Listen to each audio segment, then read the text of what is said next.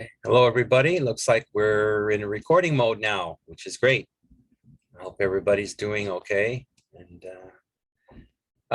getting through the mask mandates and possible lockdowns and all the other stuff we have here and going on in LA. So hang tough there. All right. So just to let you know, today's material is scheduled for August the 16th, 2021. We all know that's Monday. And we're talking mostly about Japan. Easy stuff to remember, not complicated stuff, and a little about Southeast Asia. Okay. So let me go to the material.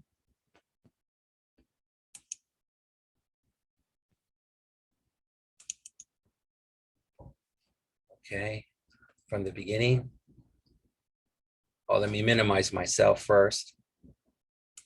There we go. Get myself out of the way. You just need to hear me, not see me.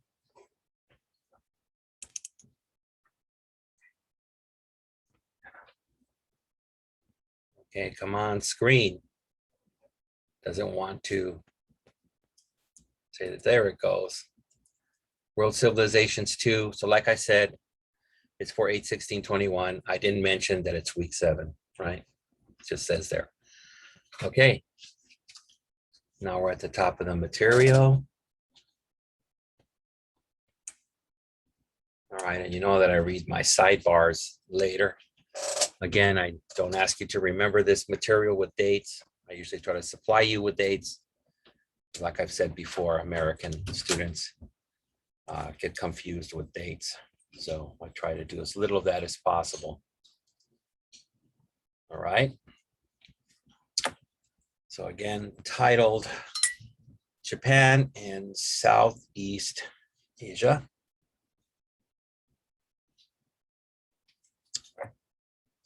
The island nation of Japan emerges, which means comes forth, right, from the mists of prehistory in the early centuries of CE, when Chinese travelers began to report on their adventures there. So according to this,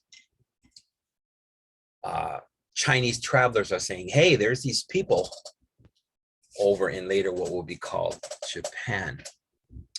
Okay, which from my own Japanese students, I've heard two different versions. Let's say 20 years ago, most of my Japanese students at that time said, well, what they teach us in Japan is that we come from the Chinese, right? And then now what I've heard from my younger students is they're teaching that there's a Mongolian connection, but whatever. Here it's saying that Chinese people say there are already a group of people there in those islands. Okay. So geography explains both Japan's receptivity to Chinese influence. So receptivity means how much they will accept Chinese influence. So I guess they're saying here that due to their closeness, if you're farther away, it's easier to say, no, thank you. But very close, it's easier to say, okay, what things of Chinese culture do we like? And its ability to reject the influence when it wished, when it wanted to. So saying maybe some things they don't want, right? Which is normal. It's like any other people in the world.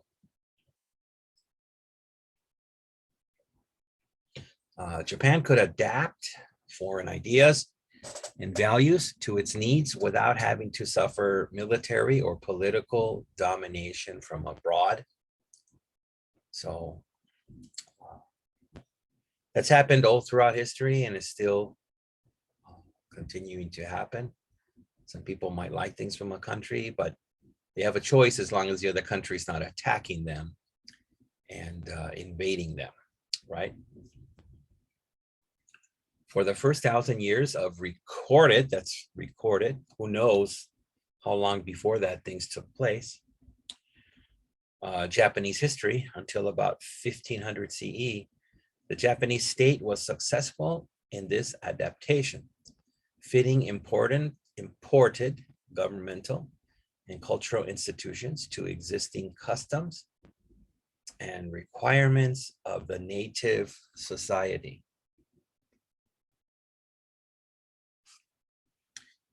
Very early Japan. The Japanese islands, the four main ones are Hokkaido, Honshu, Kyushu, and Shikoku.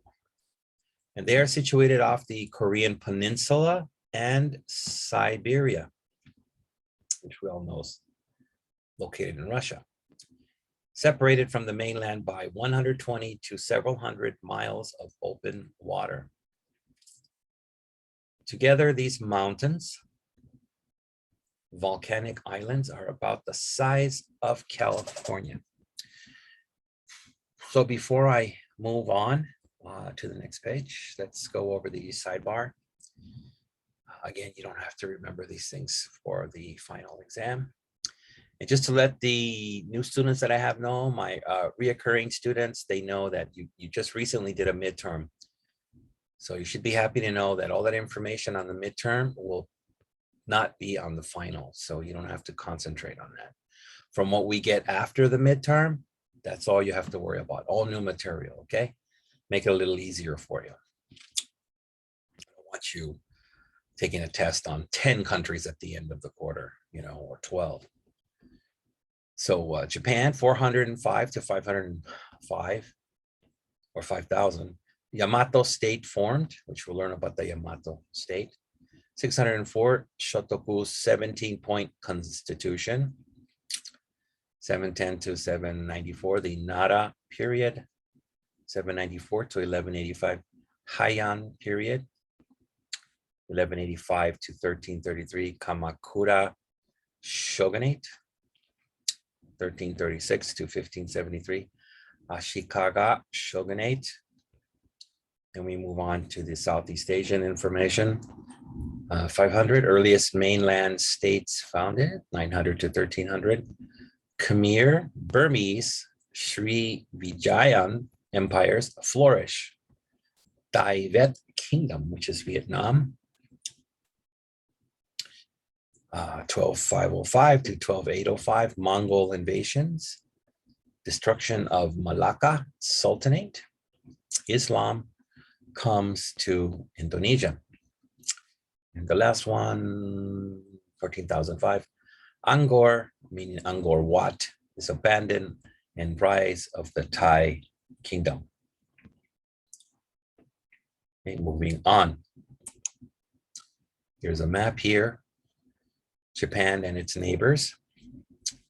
The 100-mile interval between Japan and Korea was not difficult to cross, even in ancient times. And Chinese cultural influences came into Japan via or through Korean intermediaries like middlemen until direct contacts were established in the 7th century. So again, you can see Korea, Japan. And where does Korea get their Chinese? Right here.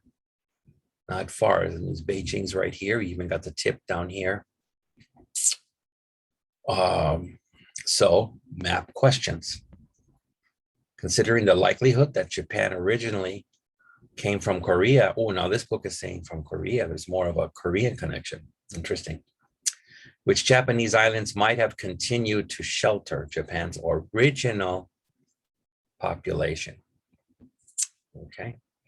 And again, you can see up here at this end where you have Hokkaido in this extension, it's closer to the Russian Siberia and actually not far from China's Manchuria here. Okay. All right. All right. Now back onto the reading.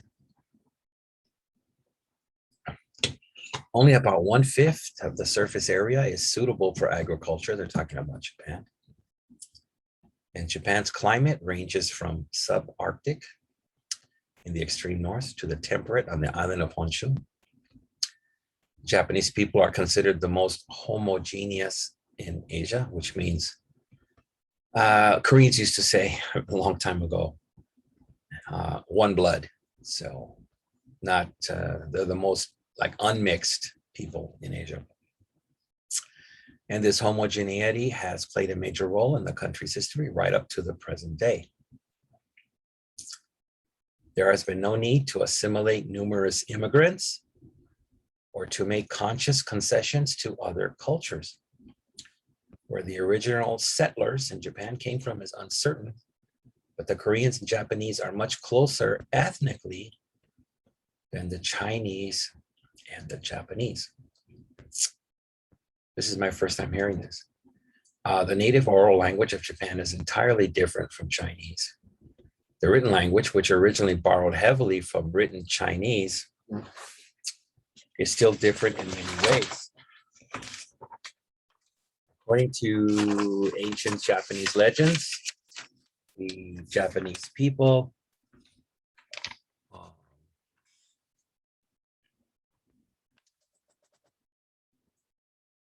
where I lost my spot. Yeah, Japanese people are the descendants of the sun goddess, who continues to have a special relationship with the country through the person of the emperor. For many centuries, the Japanese thought of the emperor as divine or godly, a status that was only finally and formally rejected by the terms of the Japanese. So let me get a quick question in here before I turn the page and give you another question.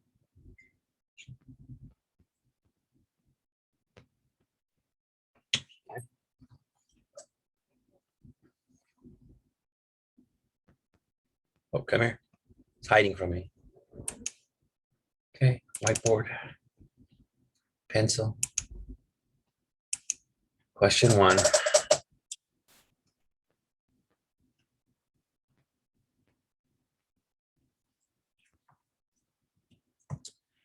So again, we're going to get long questions and you guys are going to do short answers.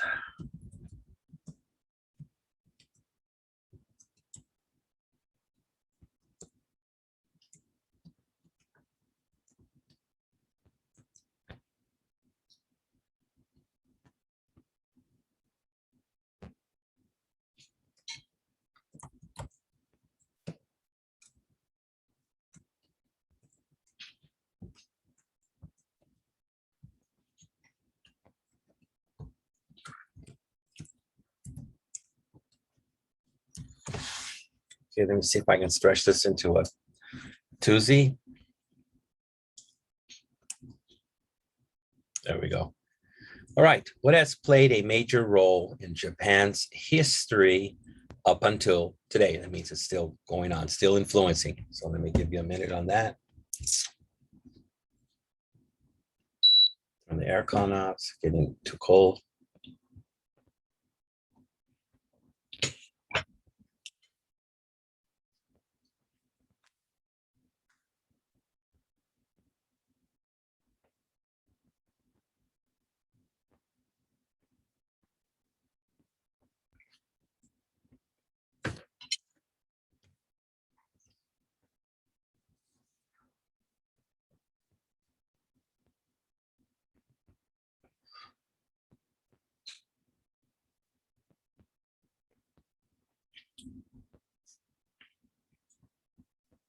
You guys doing okay on that? Again, for my funny students, I don't want to hear, oh, what has played a major role in Japan history up until today? Sushi. Yeah, that's a big role.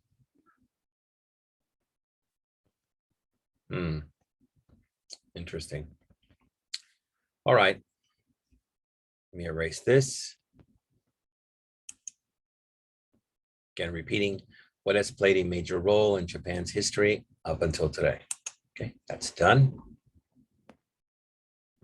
Let's go back. So we went down here, formally rejected by the terms of the Japanese. Peace treaty after World War II, that would be 1945. You don't have to remember that. It's quite a while ago now. And yes, I was not alive at that time. Archaeological data reveal that as early as the middle of the first millennium BCE, an early, look at faming people, that's a misprint. It should be farming. I caught the book. They should give me money, $20. An early farming people known as the Jomon inhabited or lived in the southern island of Kyushu, burying their dead chieftains in elaborate mounds with many pottery figures. The Jomon became masters of wet rice culture, a nutritional basis of all later Japanese civilization. Their success in adopting rice growing laid the foundations for the Yaoi culture a few centuries later, when these people, who seem to have been the ancestors of the present day Japanese, moved northward from their original home on the Kyushu island. It was the Yaoi who eventually organized the first regional governments and produced the first Japanese state. Okay. Now let me slide a question into there.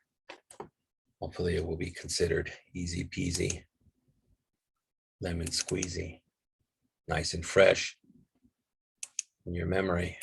Question number 2.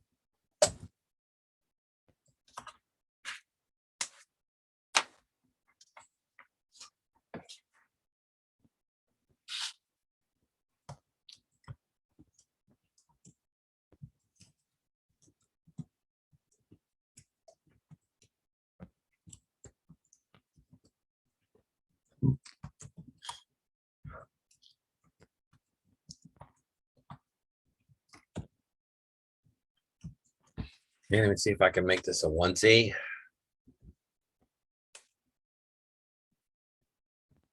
Yay. Okay, which people produced the first Japanese state? Okay, let me know. Name these people. What's the name of this group of people?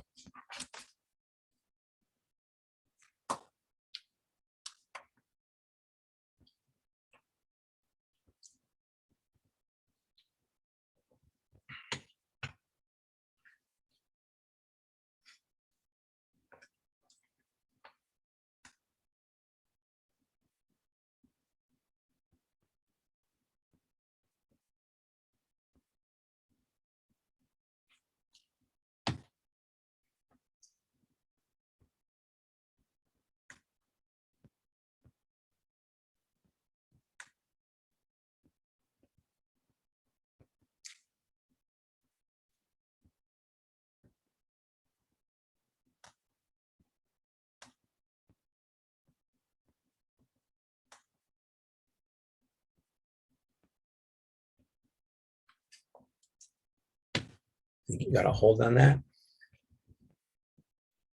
All right. Go for the eraser. Repeating, which people produced the first Japanese state? Please don't say Tokyo people. Okay, that's done. Let us return.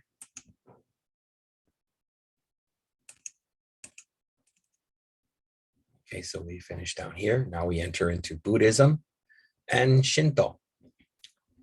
The two major religious belief systems of both ancient and modern Japan are the imported Buddhism and the native Shinto, which means what originally came from Japan, which is Shinto. They're a form of animism. Buddhism in Japan, as everywhere proved,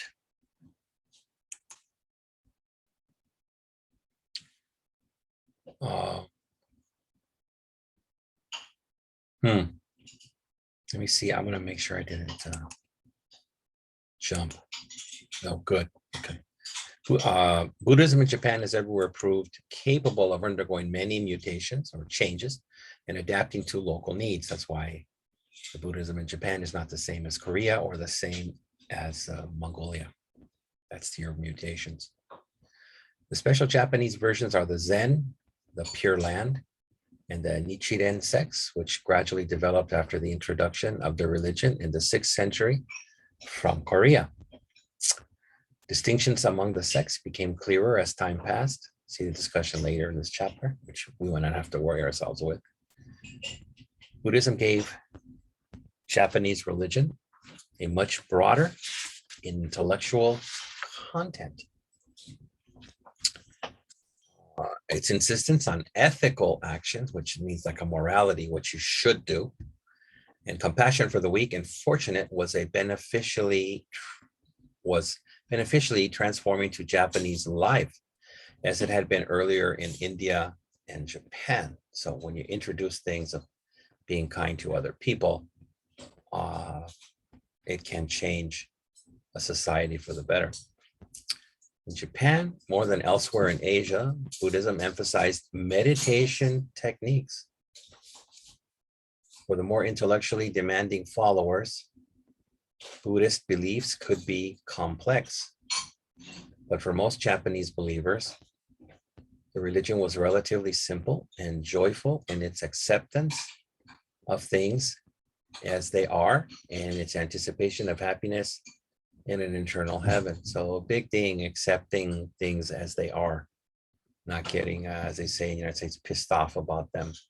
And then that there is also, like a Christian belief in heaven. The Shinto religion is a native Japanese product, but it is fairly close to Chinese Taoism. The word Shinto means the way of the gods. And the religion combines a simple animism, in which all kinds of natural objects possess a spirit, with the worship of great deities, such as the sun goddess, who are immortal and benevolent. The Shinto legends, with which all Japanese familiars speak of a time with all things, even stones and trees, those are your natures, could speak and interact with humans, but they were later forced into silence and must now evidence their powers to humans through the kami, or spirits that inhabit them. There's a phrase in the Christian Bible, it's been a while, but talks about a certain time period that even the rocks themselves shall cry out. So interesting, similar belief there. Wow. Shinto is basically optimistic, guilt-free view of the world and personal ethics. Again, not like Christianity, where guilt plays a major role in trying to make people do the correct thing. It has no theology of the gods or sacred book, no heaven or hell or wrathful Yahweh, Yahweh's the original name of God, and no fall of Adam, Adam and Eve. Shinto is supremely adaptable, however, and could serve as a sort of permanent underpinning to whatever other religion individuals might prefer. It persists to this day in that role.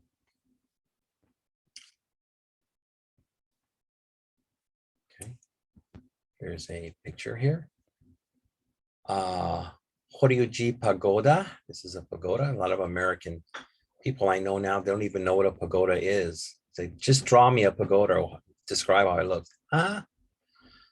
The massive Shinto temple is the world's oldest wooden building, still in use. 700-year-old structure stands in a park in the ancient Japanese capital of Nara. The pagoda style of architecture was brought to Japan from China and found new adaptations here.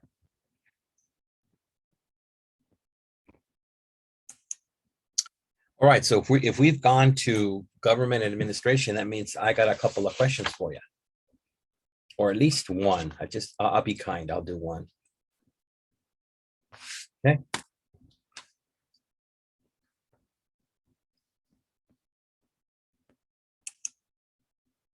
Whiteboard. There we go. I got the pencil. Yay. I don't. Wow.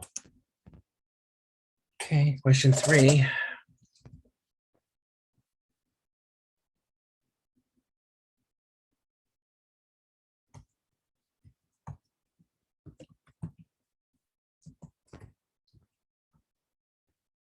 Oops. Let me get my structure correct.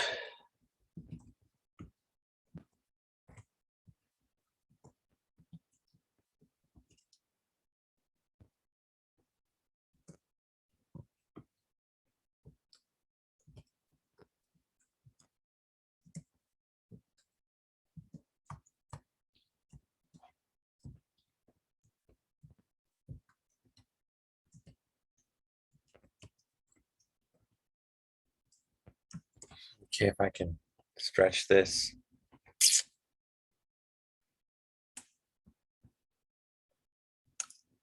Which are the 2 major religions of Japan's past and present?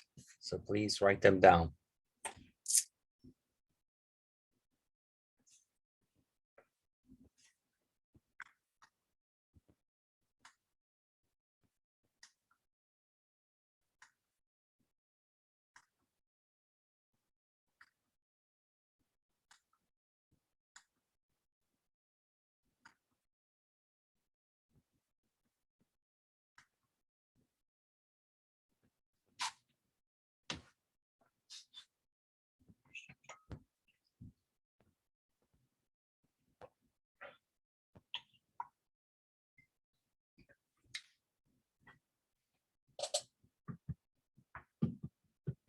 Okay, so did you write those down? You wrote down, I don't know, Jehovah's Witness and Hare Krishna. Those are the two major religions of Japan's past and present. I hope not. All right. So I don't have to repeat this. I just did. All right. So now we're in government and administration. For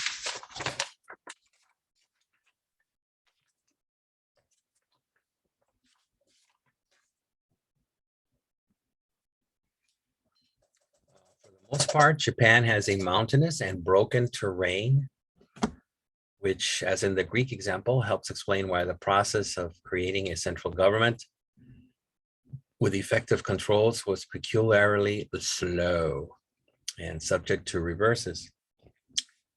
Beginning of organized large-scale government occurred in the Yamato period in the 5th and 6th century CE. At that time, a collection of noble clans ruled over the commoners by a combination of military and economic power.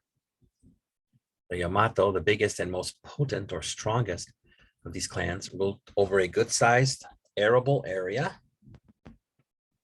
Fix my glasses here. In central Honshu, near what is now the city of Osaka. The clan claimed direct descent from the sun goddess and founded what was to become the imperial family of the Japanese state. Throughout history in all the world's countries with major governments or what have you, they always used to start by saying that we're the ones connected to our god, right? Royalty. That was a way to make the common people accept their rule. The dynasty that began with the Yamato clan leaders has never been overturned. Interesting point. The present-day emperor is considered the direct descendant of the earliest Yamato, although he is no longer seen as a divinity or god. During this early period, the relationship between Japan and Korea was important for both countries. There appear to have been invasions as well as much commerce or business in both directions, and many Koreans lived among the Japanese until well into the first millennium CE. From Korea came several major cultural imports, most important Buddhism, which arrived in Japan in the 6th century. I have a lot of American people think that Japan took Buddhism to Korea, but it's actually the reverse, you know, when you really get into history. All right. So this means I'm at the end of government administration. So another question has to come up for this bracket. The question 4.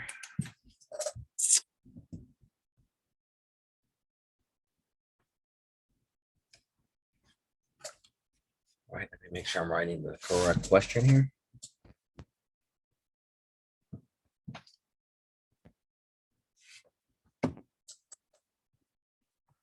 Okay, here's one of the few questions I'll ask you about time and a date. You can give me the period though, not the exact date.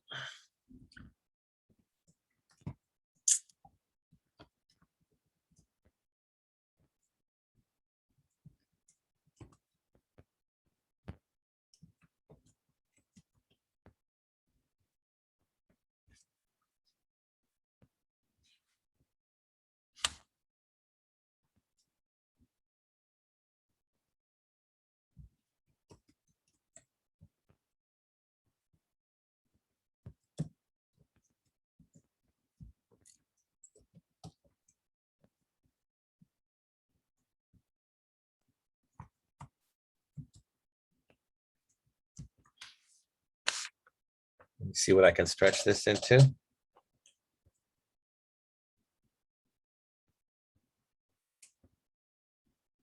Okay, 2 is good. So again, when was the beginning of organized large-scale government in Japan? So let me give you a few on that.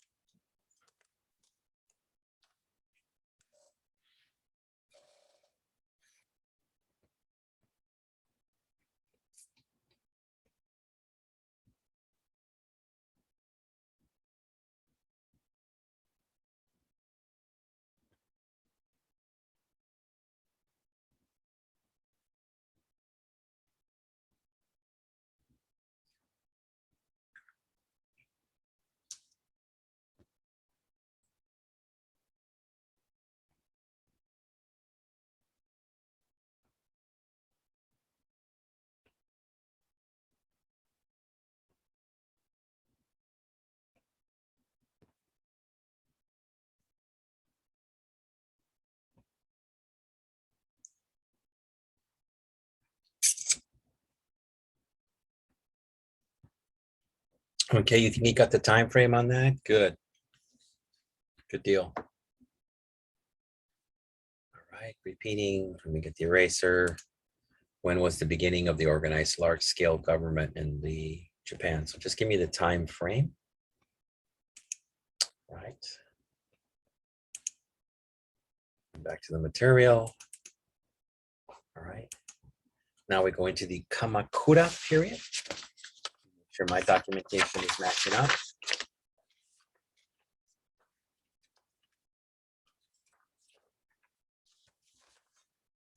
Right.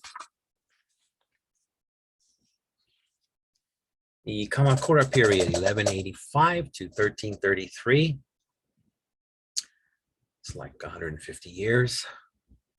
The Kamakura period of Japan's history, in most aspects, a Japanese version of European feudalism with kings and royalty on top and peasants and even slaves on the bottom, was marked by the complete domination of the country by the samurai and their overlords or leaders in the clan aristocracy. Aristocracy is another word for royalty. The powers of the imperial court in Kyoto declined nearly to the vanishing point.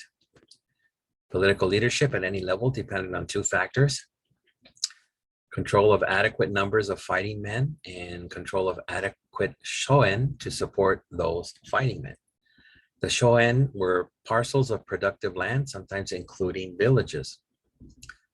They had originally been created in the early Heian era to provide support for the monasteries or to reward servants of the emperor for outstanding service. Their critical feature was their exemption from taxation. Whereas most Japanese land had always been considered the property of the emperor, the shoen and the rights of their income, called shiki, were strictly private and remained outside normal laws. Hey, where's my arrow here? Hello. All right, there we go. So that's all I got from the Kamakura period. So I got to ask a question then, you know that.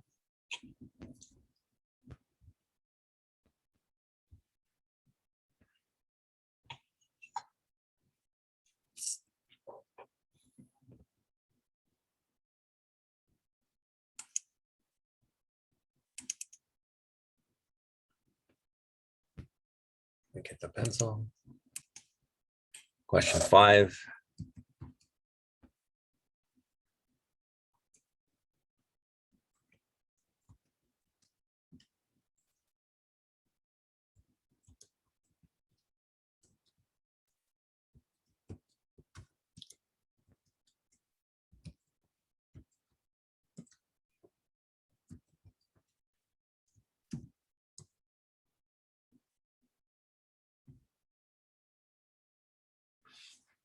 Okay, I think I can make this a onesie.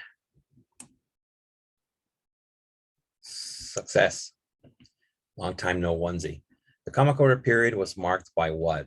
Influenced by what? So go ahead, take your time on that.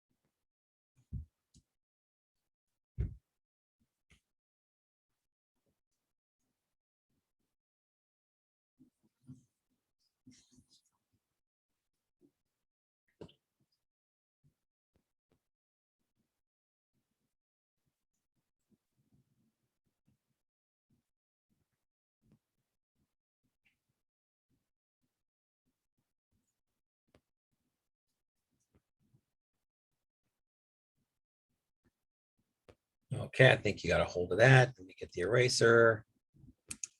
The Kamakura period was marked by what?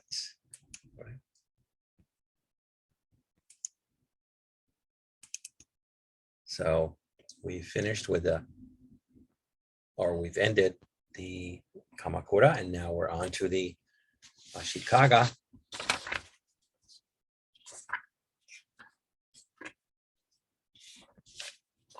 Shogunate, different family. Over. The Ashikaga Shogunate, 1336 to 1573. And that's a time period of like 170 years. Actually, no, 237, sorry. The expenses of summoning or amassing a huge army to repel or fight against the Mongols in the 1280s proved fatal to the Minamoto clan. Despite their desperate efforts, they lost their hold on power. In 1336, the Ashikaga clan succeeded in establishing themselves in the shogunate, a position they continued to hold until the late 16th century. The Ashikaga shoguns ruled from Kyoto as the head of an extended group of daimyo, nobles, or daimyo are nobles, who much resembled the dukes and counts of contemporary Europe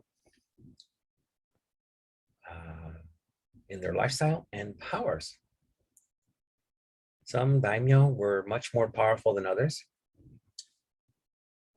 and at times they were practically independent of the shogun. The most trusted vassals of the reigning shogun were entrusted with the estates surrounding Kyoto, whereas the outer provinces were rife or full of rebellion and conflicts, fighting among the daimyo.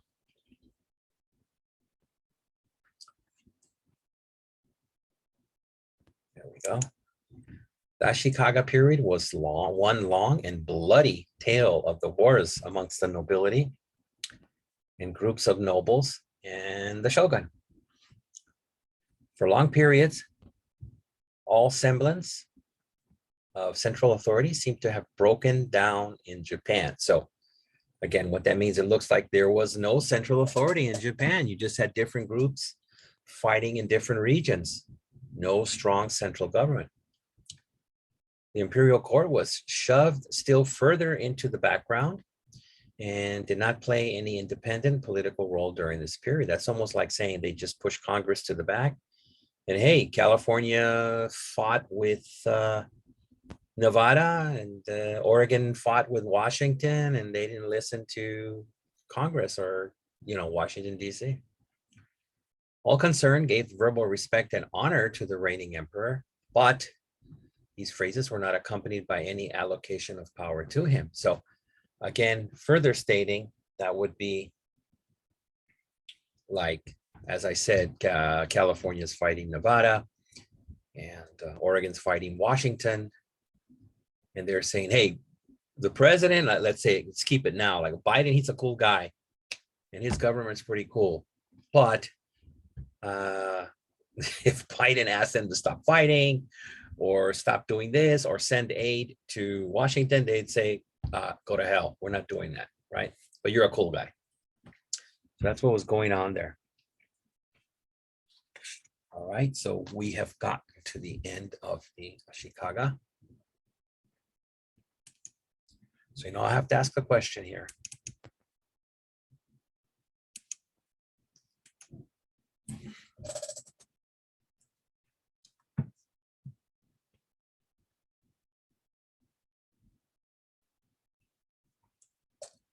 Easy peasy question.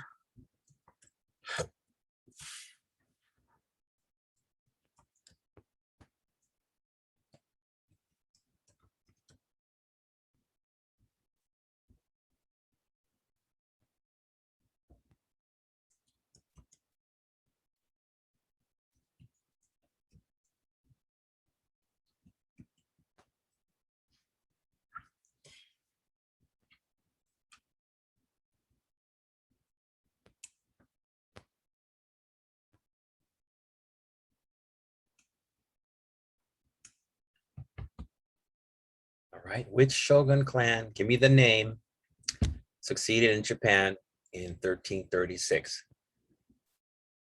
So again, for you funny guys, I don't want to hear something like, oh, because you didn't pay attention or you didn't study. I don't want to hear. It was the Kikkoman clan or the Suntory clan. Don't give me silly stuff like that, okay? So let me give you a minute on that.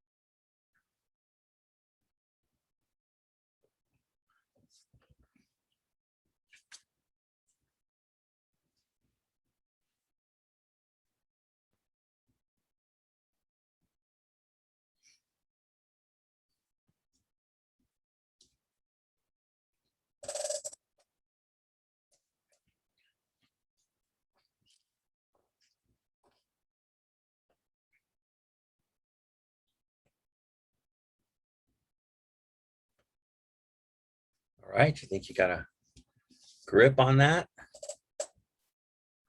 All right. Go for the eraser. Okay, which shogun clan, not the Kikkoman clan, succeeded in Japan in 1336? Okay, erased. Back to the material. This is where we ended about not giving him any respect or power to the emperor. Now we're going to get into the early Southeast Asian states. So let me make sure my material matches up.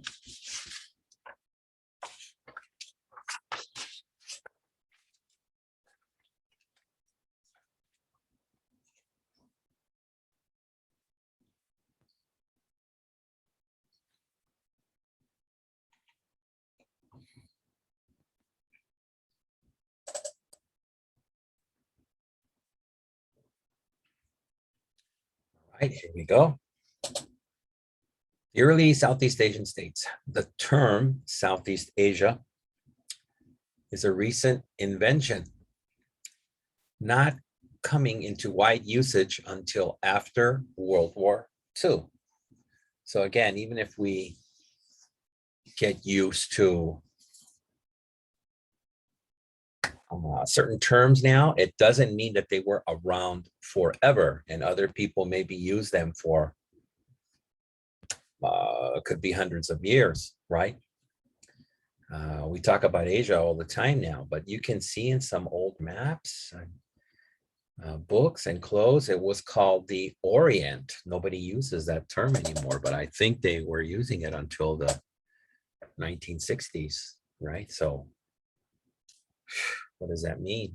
40 years of just Asia. Before that, how long, even though it seems like a long time. This term, Southeast Asia, it denotes an enormous and varied area ranging from Burma in the northwest to Indonesia's islands in the southeast. By general consensus or general agreement, Vietnam, Cambodia, Laos, Malaysia, Thailand, and the Philippine Islands are included in this region. Okay.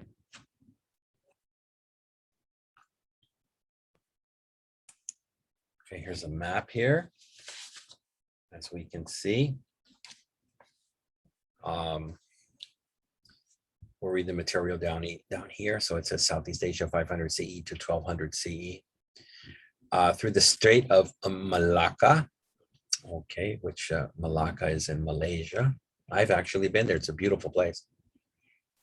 At the tip of the Malaysian peninsula, close to Singapore, past the largest volume of maritime trade, which means shipping in the world during this epoch and later. Okay. So we'll have to get into this down here, but so just look at these areas. At Malacca's right here in Malaysia.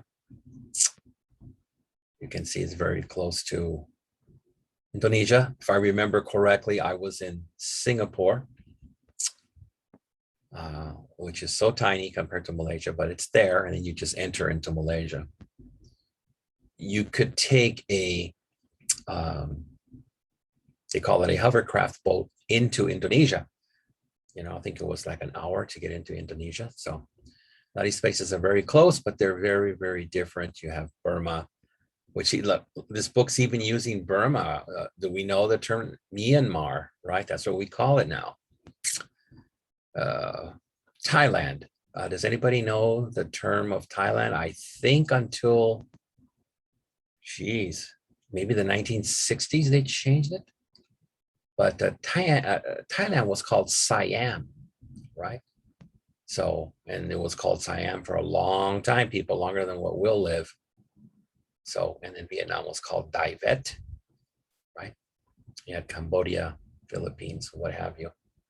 Very, very interesting area, a lot of rich, different cultures. Okay, so continue with the reading material. Make sure mine matches up. Okay. Although all of these states, but Thailand, entered modern times as colonial possessions of European states, they all had a lengthy previous history of independent political organization. I'm not sure if we really understand this right here, colonial possessions of, what this means is all these countries were colonized except Thailand. So, of course, that brings out the question, well, why not? Was Thailand so strong that it beat all the foreigners? No, they used some very interesting techniques. Like, for example, when Japan was invading as much of Southeast Asia as they could, when they came to Thailand, and obviously Japan's army was much stronger than Thailand's, and if they had to fight, Japan would have probably easily taken over Thailand. But they just allowed them to come in and said, hey, let's just do business, and we don't mind if you set up a government here, but let's, have a happy relationship. So they technically were not colonized. That's one technique they used. About these countries, their history was very much a factor in defining and segregating, which means keeping different people apart from others despite strong ethnic similarity. Very interesting. If you have other people that are ethnically very similar to you, you would think they would want to be as close as possible, but not in this situation. It just shows you that about life anywhere. You just can't be 100% sure. Most of the mainland Southeast Asians are descended from speakers of the Turco-Mongolian language group, whereas most of the islanders are descended from the speakers of Austronesian languages, with modern admixtures everywhere of Chinese and Indian, that means from India, immigrants. The original inhabitants of the mainland seem to have drifted slowly southward from southern China and eastward from India about 80,000 years ago. Most of the islanders apparently came from the mainland at some later dates. Archaeology has shown Neolithic farming sites dating to the 5th millennium BCE, before Christ, scattered throughout the region. The earliest political cultural units existed in the shadow of either imperial China or India. They went either way. And these states were to have permanent influence on the Southeast Asians in many different spheres. As a rule, China's influence was founded on military and diplomatic hegemony, which means being of the same culture, whereas India's came via either a trading or a cultural, philosophical channel. The dividing line between the Chinese and the Indian spheres of culture was located in Vietnam, and there was little overlap. So Vietnam was the not isolated, but different country that didn't have to fight with both sides. Only in Southeast Asian country, Vietnam, was the Chinese factor was so powerful as to create at times an unwilling or coerced satellite, which means their influence was so powerful that I guess the things that Vietnam said, hey, we don't want these certain things from China. China said, hell no, you're going to have them anyway. So they were kind of forced on them. Elsewhere, several influences conspired to make India the model and leading partner of Southeast Asia in cultural affairs. The activity of the Indians in the busy East-West Indian Ocean, similarities in the Indian and Southeast Asian economies, and the extraordinary flexibility of the Hindu, Buddhist religious traditions. Okay. That brings me to the end of that. So I've got a couple of questions for you.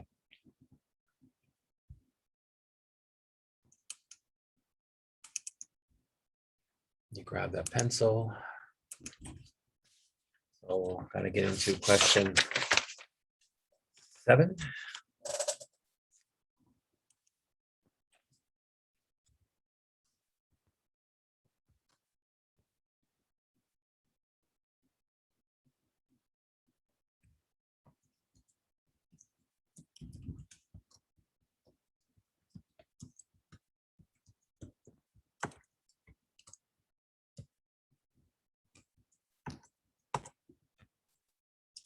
Okay, I can probably make a onesie. It's been a while.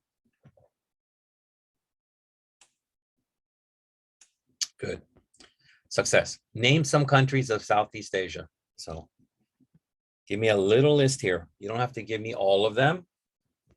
But again, like I tell all my new students, if I have one student that gives me 1 and another student that gives me 3, guess who I'm going to give more points to? If another student gives me 4 or 5, guess who's going to get even more points? So it's a practice for your now will be final.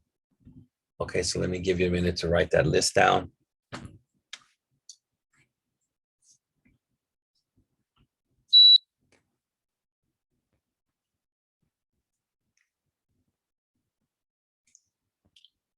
I'll do it separately this time.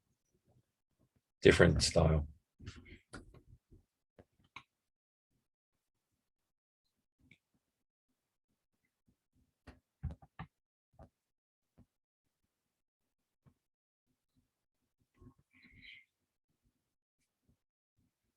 Okay, I mean, you might just know this off the top of your head, especially if you're from Southeast Asia, right?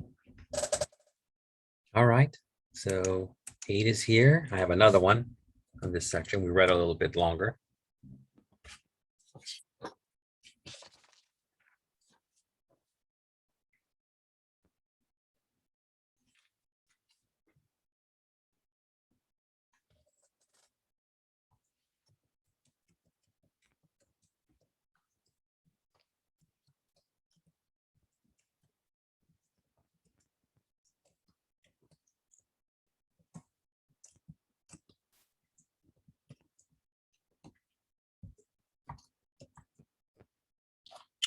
I maybe spell correctly.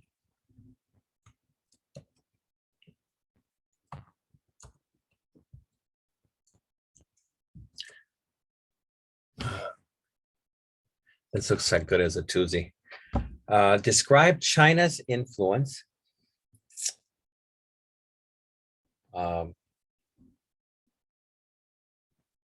over early Southeast Asia. Okay, describe it. How was it? What kind of influence or influence it was? Okay, so let me give you a few on that.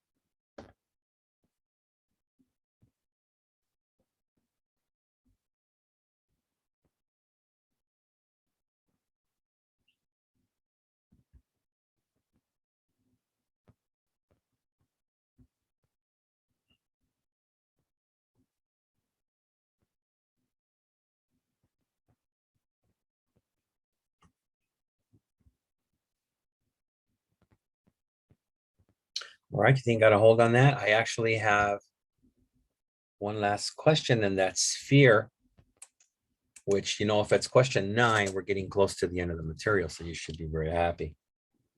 So don't fret.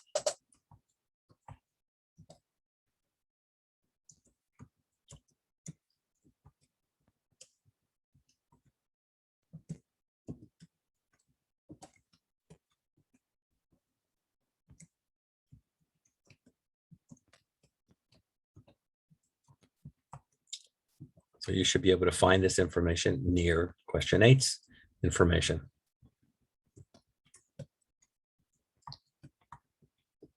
Holy moly, guacamole. Okay, what was India's influence over early Southeast Asia? So obviously it was very different than China, so I'll give you a few to put that down there.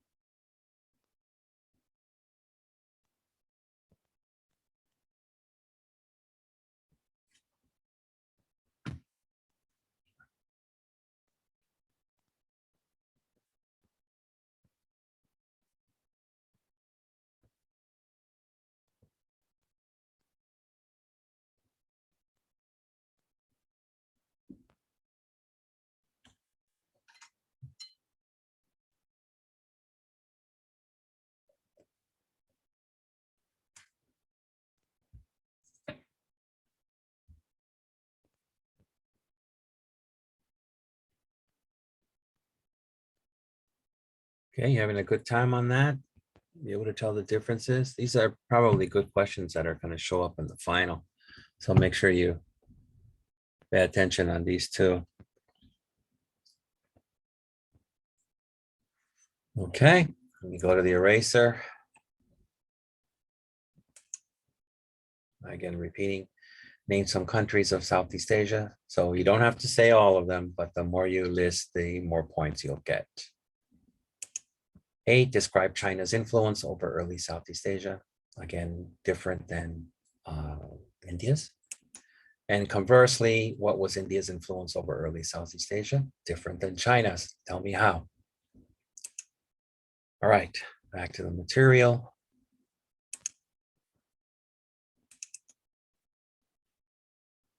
All right. We're down here at the bottom. What's next? Vietnam. So Vietnam will be our last reading of the day.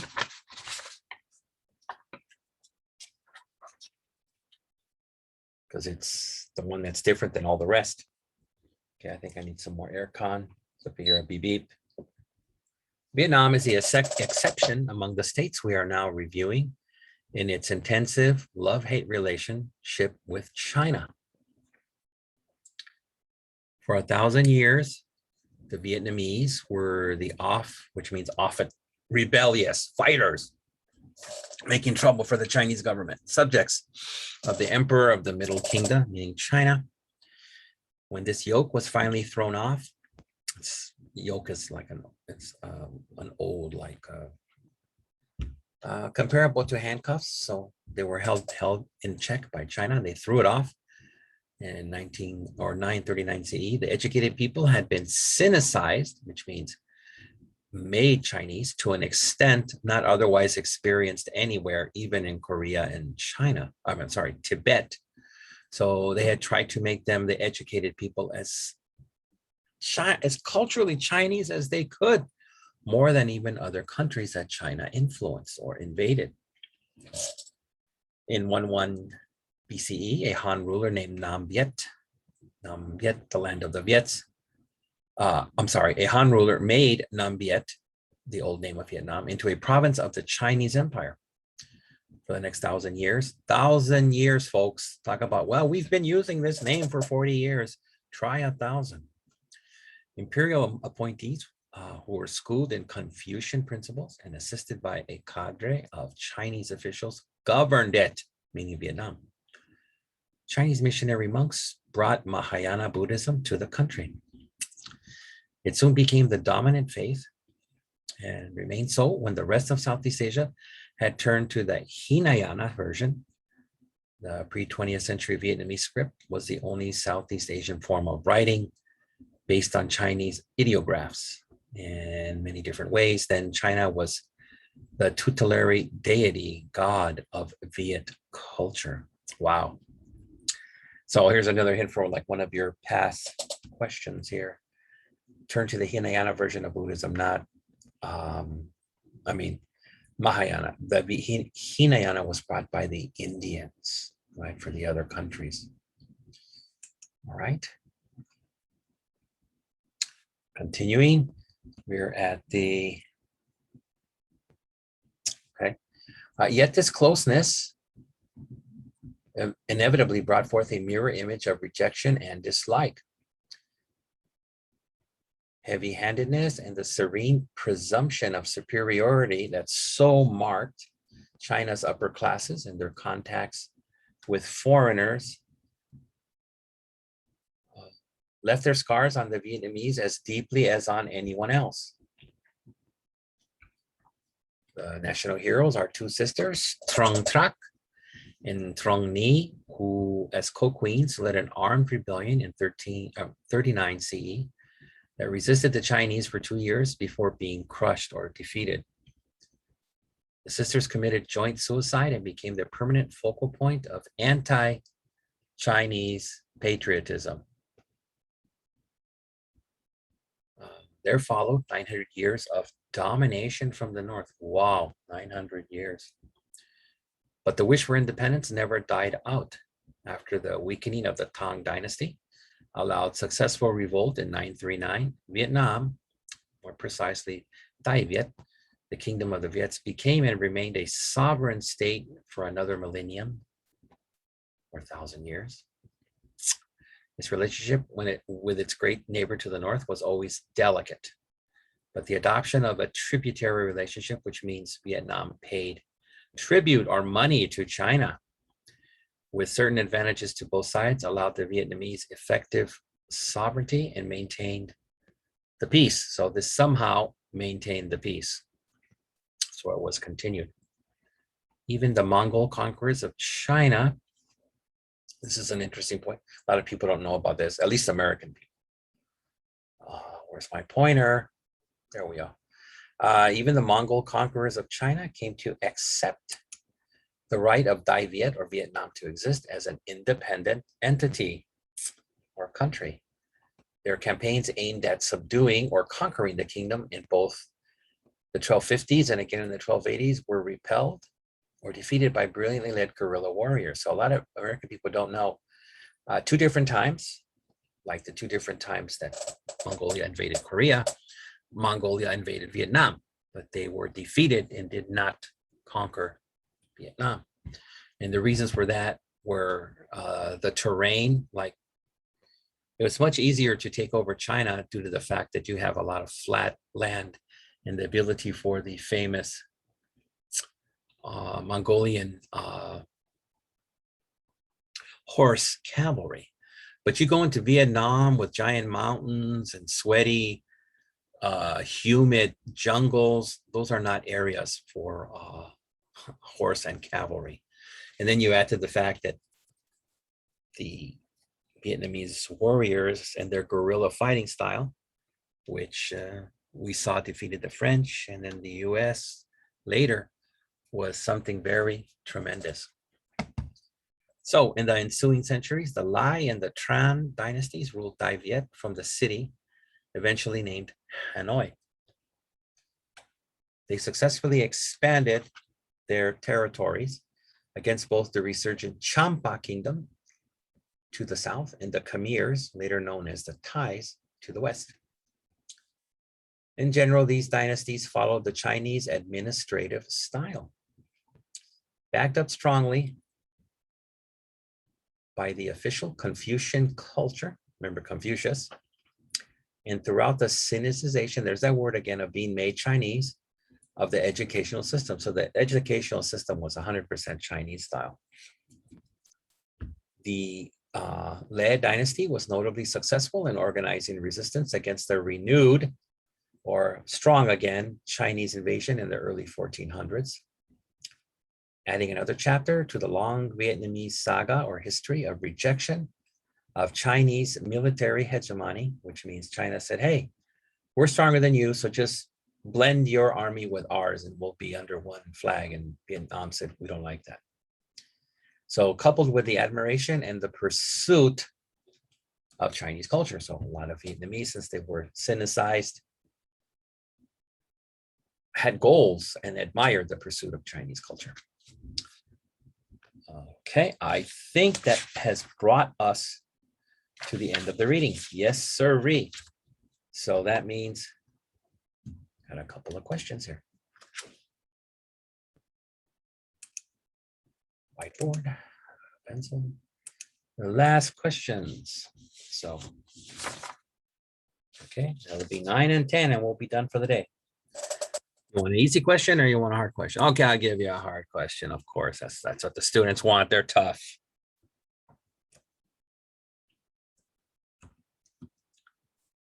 Now look at this. See, I didn't ask you for a date. I'm giving you the date. So you just give me the information. I'm being kind. What can I say?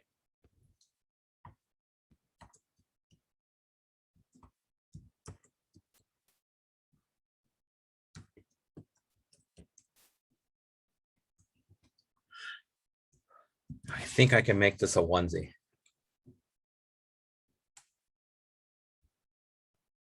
Yes, I did. Success. Somebody buy me a cookie. Okay. In 111 BCE, Nam Viet became what? Okay, so let me give you a few on that.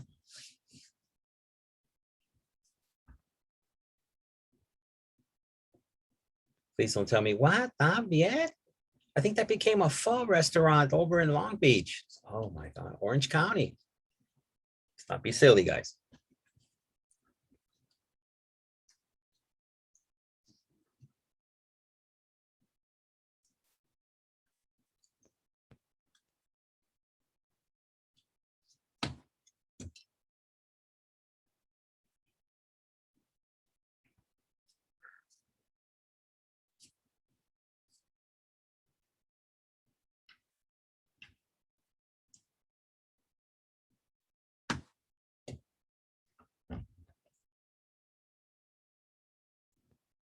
All right, you think you got a hold on? Like I said, all you got to do is find the date there and you got the answer. So I made it easy for you. So let's move on to the last question for the day, for this week. I'm sure you're happy with that. Question 10. Unfortunately for me, it's a hell of a long question. You're going to have a short answer. So again, like I said, hopefully I get a cookie.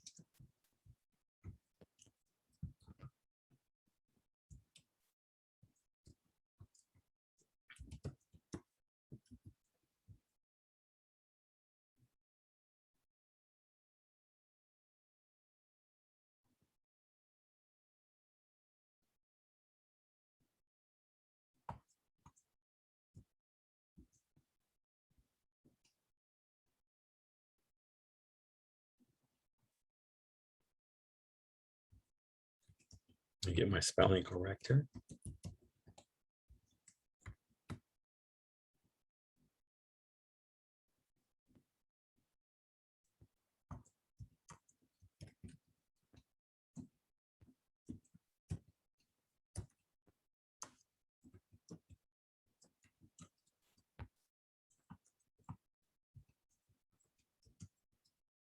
Wow, let me see what I can do with this. This won't be easy. Oops. Well, what do you know? I guess I took off that square. All right. In general, what kind of administrative style did Vietnam practice through their dynasties? So all the dynasties that followed, they had a certain kind of style. Can you name the style? It's going to be an easy short answer compared to my long question. So let me give you a few on that.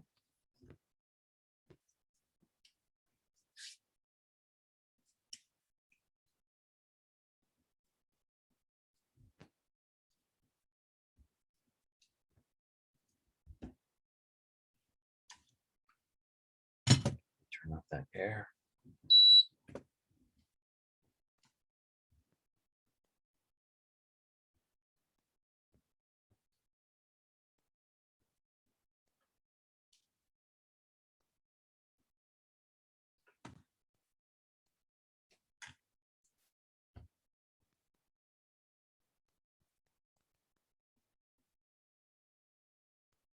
Okay, like I said, that shouldn't be a difficult one, right? So let me get the eraser. I know you want to end it for today. Repeating, in 111 BCE, Nyambet became what? 10, in general, what kind of administrative style in the Vietnamese government did Vietnam practice through their dynasties as the hundreds of years went by? All right. Actually, let me share the screen. Stop share. Hey, there I am. All right. So we're done for this week. Again, you know what the date is, right? So it'll be for the 16th of August. So take care, everyone, and please stay healthy, wear your masks, do what you need to do. All right. So until then, I will see you next week. Thank you.